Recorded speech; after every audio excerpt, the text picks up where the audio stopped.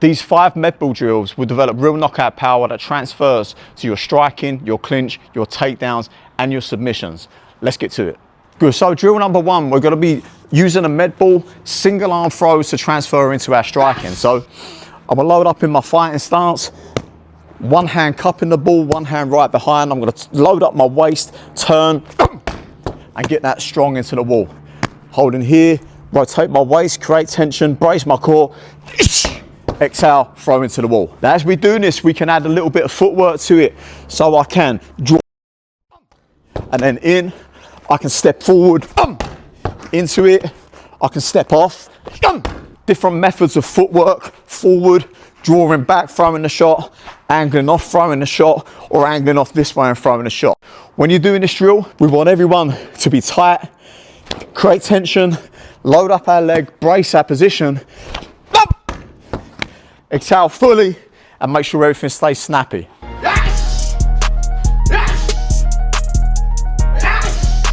Exercise number 2, we're going to be using a little bit of rotation. Exercise number 1 was more about straight lines. Here we're going to use the rotation of the torso to create torque, which is relevant to our hooks, our kicks, and how to dominate the clinch. So this exercise, I'm going to stand side onto the wall. I have this position here. I'm going to load up my waist, little bit of pivot on this foot, same as we would pivot when we're doing our hooks.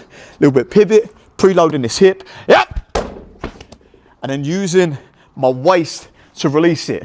What I don't want to happen, I throw it using my arms. This way there's no connection to my torso. So I'm driving down with my ribs, tightening my core, load up, I turn from that position of tightness, so that my waist does the throw. As before, different ways we can do this. We can do it from a static position, this way. We can do it with a step off, this way. We can do it with a jump to the side and then make it a little bit more dynamic, so we're changing the footwork. Or we can think of driving with a cross step. I like this one because it mimics somewhat what we might do in certain takedown scenarios or pushing someone up against the wall. So in this case, I would step behind, and throw through this way. So make it really dynamic and thinking about charging our shoulder into the opponent. Next exercise, we're going to be working our vertical toss. So we've gone from straight line horizontal, we've gone from rotational horizontal. Now we're going to be looking relevant to takedowns, relevant to throws, relevant to our front kicks. I drop here, and then I'll get as much height overhead as I can. So I want to be thinking about snapping down to break position.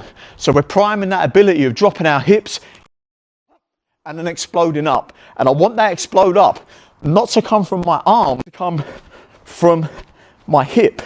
So same as we would find with a kettlebell swing, with a hip thrust, or any technique that requires the ability to drive our hips forward.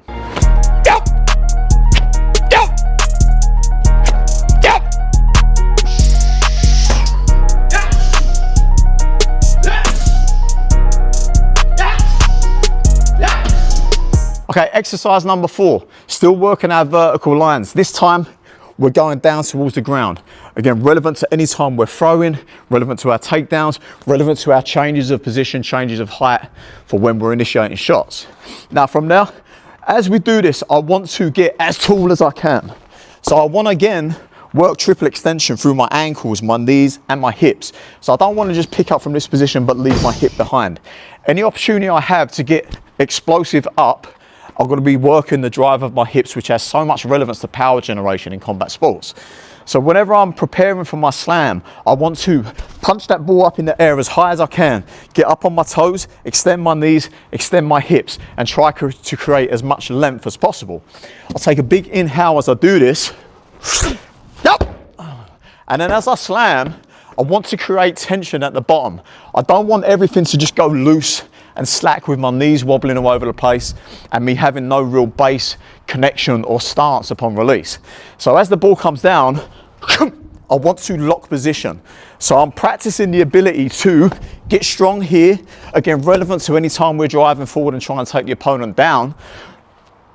Lock on, elbows tight, forearms engaged, fingers engaged, core engaged. knees engaged. We're getting used to the ability of creating tension and moving off whatever direction we want to do.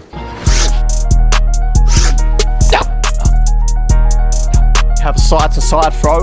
I'll take it a big circle. Come to my side.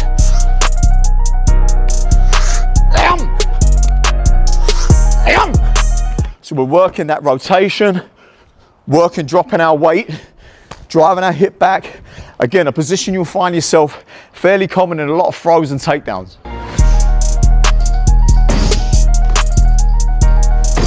Okay, exercise number 5. So we've worked our way through striking range, straight lines, horizontals. We've worked some of our clinch and our takedowns through our vertical lines.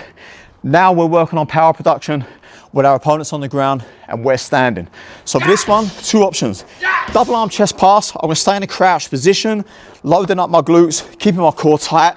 I want my whole body weight dropping in conjunction with the release of that ball. So I'm adding weight. It's not just my body doing it, not just my muscles doing it. I want gravity helping me. So again, I'll get tall, big inhale. Jump, jump, jump. So again, I jump that shot. Again, relevant. Whenever we do a double leg, we want to drop down to that position. The faster I can drop, the better. If I squat into position, it's too slow. I need to learn how to change levels by making these feet weightless, picking them off the ground in order to get down into position fast. We need to create power with not a lot of space. So from here, drop my weight, so I want to use that gravitational force to add power. Another variation of this, I can come with a single arm, which assumes I have a little bit more range, perhaps on the outside of his legs, and I can step in to throw the big kill shot. In such a case, I might come a little bit taller.